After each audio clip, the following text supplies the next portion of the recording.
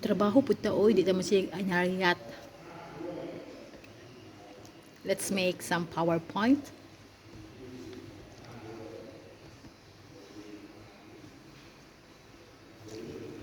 Ani lang gina diri kung diri sa Thailand kung naakay daghan kay free time, pero kung naakay free time dapat pwede ka mag-watch og K-drama, pero dapat tiwason gud mo imong mga PowerPoint, imong lesson dapat ready na siya para dili ka ma-question.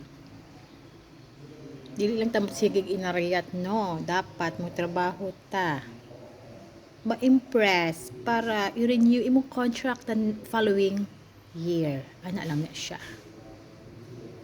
Dili lang, I'm teacher in Thailand. Of course, nanonood na kami ng K-drama. No, it's not. You have to work also hard. Ang uban mang good misconception diri sa Thailand is manhin lang ka diri sabay-sabay. No, you have to work hard. Ngun nila nga Thailand is a beautiful country. Yes, it is, pero paunsa man nimo ma-enjoy ang kanindot sa place kung wala kay money, kung wala kay kwarta ikalaag padulong sa mga beautiful tourist spot. Muna siya. So kana nga misconception abi nila og kanang hayahay ra tanan diri sa Thailand. No, it's not. Pareha ra po sa Philippines. Ang nakanindot lang gyud diri sa Thailand is kana siya ang cost of living good, kay dili kay siya mahal. Then ang transportation very accessible.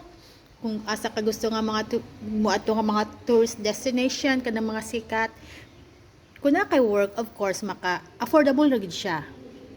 Kay by land man ang travel, na by land, na train, bus, na po airplane, boat, na ara dili gid siya maglisod og adto sa kada lugar.